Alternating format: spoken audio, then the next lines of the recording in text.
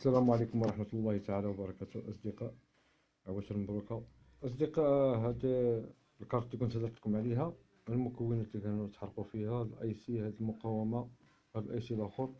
المهم عندنا غير هاد الاي سيات، ثلاثة قطع منفجرة. المهم الأصدقاء، هذا هو الفيديو اللي كنت هدرت لكم عليه، اللي ما كملتوش كنت دابا نكمل لكم. حصل النتيجة ها هي أصدقاء. دابا غادي ندير الكهرباء، غادي تشوفوا النتيجة الأصدقاء. ها الكارت هي شغالة،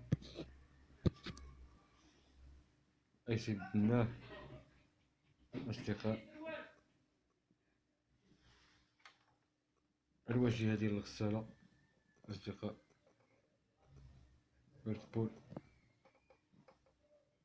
ها هي الكارت شغالة. حصل هاد المسائل هادي بسيطة، ماشي شي حاجة معقدة، عليك بالفحص صافي بالميتيمتر. شكرا الأصدقاء، شكرا أصدقاء. عاونونا ويكون غير خير إن شاء الله. حيدو دابا الكهرباء أصدقاء.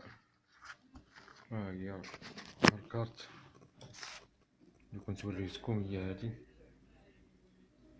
السيري ديالها الأصدقاء. ها هو مكان الاي سي، مكان الاي سي اللي غيرنا. هنا مكان المقاومة أصدقاء. هي